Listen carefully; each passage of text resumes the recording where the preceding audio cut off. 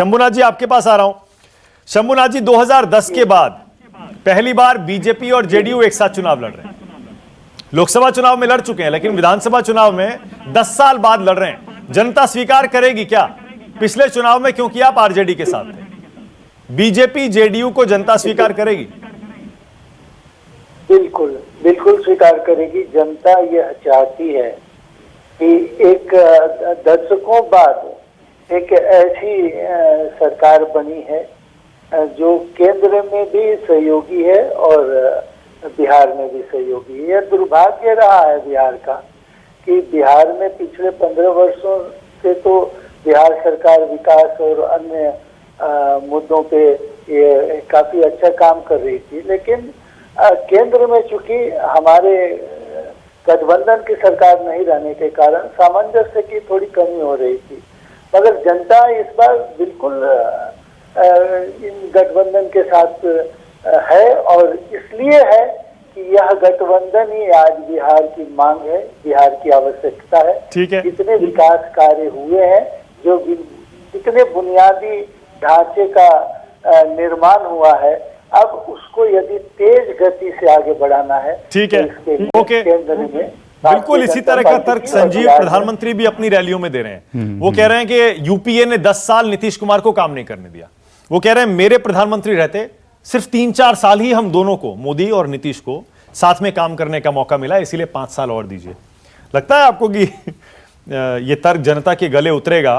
क्योंकि सही मायनों में थे बीजेपी और जेडीयू ने हमेशा से एक साथ ही सरकार चलाई 2005 से। ये एक दुर्भाग्य रहा है कि 2005 में जब सरकार बनी तो केंद्र में यूपीए की सरकार थी और 2005 से लेकर के उसके बाद 2014 में जब केंद्र में एनडीए की सरकार बनी तो संबंध विच्छेद हो गया नीतीश जी का, और उसके बाद जब दोबारा साथ आए हैं 2017 में तो 17 के बाद 3 साल ही मिलते हैं। तो एक तरह से ये सच रखते हुए प्रधानमंत्री ने ये भी तय कर दिया कि अगर शिकायतें आपको हैं नीतीश कुमार से, कुछ क्योंकि बहुत से लोग कह रहे हैं कि जी विकास की गाड़ी वैसे नहीं चल पाई है, 15 सालों का इतिहास देख लीजिए, तो फिर उन्होंने इस नाराजगी को कम करने की कोशिश की। तो हमारे साथ तो पिछले 3 साल से ही है ना, तो आने वाले दिनों में हम विकास की गाड़ी को और तेज बढ़ाएंगे।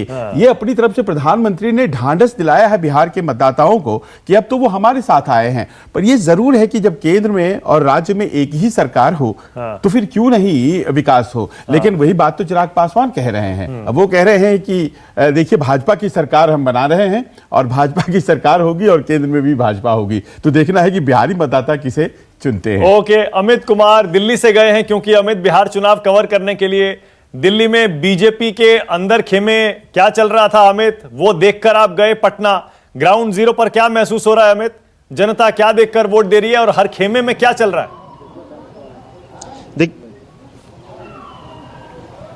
देखिए ये बात तो सच है कि एक तरह का कंफ्यूजन है। और सबसे बड़ी बात की जो चिराग है, चिराग बार बार आज भी जो सुबह उन्होंने ट्वीट किया ये कह के कि तेजस्वी और नीतीश कुमार एक हैं और पहले भी वो आरजेडी के साथ सरकार बना चुके हैं, तो इस बार भी वो चले जाएंगे, इसलिए आप वोट समझ कर दें, उनके खिलाफ करें वोट और बीजेपी और एलजेपी की सरकार बनेगी। तो एक कंफ्यूजन, कल मैंने गिरिराज सिंह से ये बात की थी, उनका इंटरव्यू किया था। गिरिराज सिंह बोले कि नहीं हमारा कोई संबंध नहीं है, लेकिन निश्चित तौर पर जिस तरह से स्थिति है, प्रधानमंत्री से उम्मीद की गई थी कि प्रधानमंत्री आएंगे तो यहाँ पर प्रधानमंत्री तमाम जो एलजेपी के साथ जो रिश्ता है उसको लेकर स्पष्ट करेंगे। हालांकि अमित शाह से लेकर जेपी नड्डा ने स्पष्ट किया, लेकिन जनता के भीतर कहीं ना कहीं ये जो पिछले ये 5 साल है उसको लेकर नीतीश कुमार के खिलाफ एक नाराजगी जबरदस्त है। और एक बड़ा तबका है जो आरजेडी को वोट देना नहीं चाहता है, लेकिन वो नीतीश कुमार को भी वोट देना नहीं चाहता है। तो ऐसे में जो एलजेपी है और जो एक कंफ्यूजन बनाया हुआ है, इसीलिए बीजेपी को अगर याद हो तो सडनली कम से कम 10 से 15 दिन पहले अचानक बीजेपी की तरफ से ये कहा गया और तमाम बड़े नेता ने ये कहा कि एलजेपी वोट कटुआ होंगे, क्योंकि ये बार बार प्रेशर नीतीश कुमार की तरफ से कहा गया कि बनाया जा रहा था बीजेपी के ऊपर कि आप स्थिति स्पष्ट करिए कि एलजेपी से कोई रिश्ता नहीं है। बीजेपी बार बार कह रही है रिश्ता नहीं है, लेकिन अच्छा अमित एक सेकंड रोक रहा हूं आपको। अमित एक सेकंड अपना ये विश्लेषण हम जारी रखेंगे। जरा जल्दी से दर्शकों को ये दिखा देते हैं जिन 71 सीटों पर आज वोटिंग हो रही है, उन 71 सीटों पर 2015 चुनाव में कौन सी पार्टियां आगे थी। ये देखिए, तब जेडीयू आरजेडी एक साथ लड़े थे, तब आरजेडी और जेडीयू ने इन 71 सीटों पर बहुत बढ़िया प्रदर्शन किया था। 45 सीटें जीती थी 71 में से। आरजेडी और जेडीयू ने मिलकर बीजेपी 13, कांग्रेस 9 और बाकी पार्टियां आपके सामने हैं। मेरे साथ चितरंजन गगन भी जुड़ गए हैं आरजेडी से। चितरंजन जी, चिराग पासवान सुबह सुबह ट्वीट कर रहे हैं और ये कुल मिलाकर जो नतीजा रहा था 2015 का, ये भी आपकी टीवी स्क्रीन पर है। आरजेडी ने 80 सीटें जीती थी, सबसे बड़ी पार्टी बनकर उभरी थी, जेडीयू के साथ सरकार बनाई थी, लेकिन वो सरकार जल्दी बीच में टूट गया रिश्ता आरजेडी और जेडीयू का। चितरंजन गगन जी, चिराग पासवान सुबह सुबह ट्वीट कर रहे हैं, नीतीश को वोट दीजिएगा, बर्बाद करेंगे, क्योंकि नीतीश चुनाव के बाद आरजेडी के साथ जाने का मन बना चुके हैं। कुछ पर्दे के पीछे बातचीत चल रही है क्या, जो चिराग को भी पता है?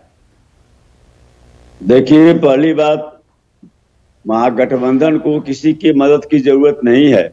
महागठबंधन स्वयं 3/4 से ज्यादा सीट जीतने जा रही है और चिराग जी को यह अनुमान हो गया है कि बिहार के लोग नीतीश कुमार को एक क्षण भी अब बिहार के मुख्यमंत्री के पद पर नहीं देखना चाहते और इसी अनुमान के आधार पर वो बोल रहे हैं कि भाई नीतीश जी को वोट दीजिएगा, वह वोट बर्बाद होगा। तो यह तो सच्चाई है, लेकिन महागठबंधन को किसी की मदद की जरूरत नहीं है।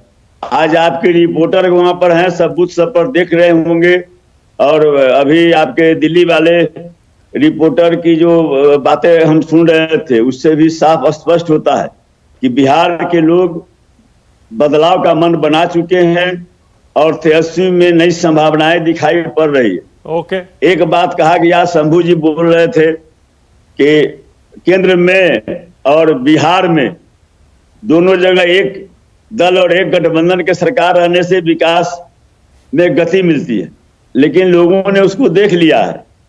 जब महागठबंधन को पिछले बार समर्थन मिला, जनादेश मिला, जनता दल आरजेडी कांग्रेस की सरकार बनी और उसके बाद 20 महीने के बाद जिस ढंग से नीतीश जी जनादेश के खिलाफ जाकर जनादेश के पीठ में छुरा घोंपकर और भाजपा के गोद में चले गए, उस समय कहा गया था कि डबल इंजन की सरकार बनेगी, बिहार के विकास काफी तेजी से होगा। हाँ। लेकिन वैसा कुछ हुआ नहीं।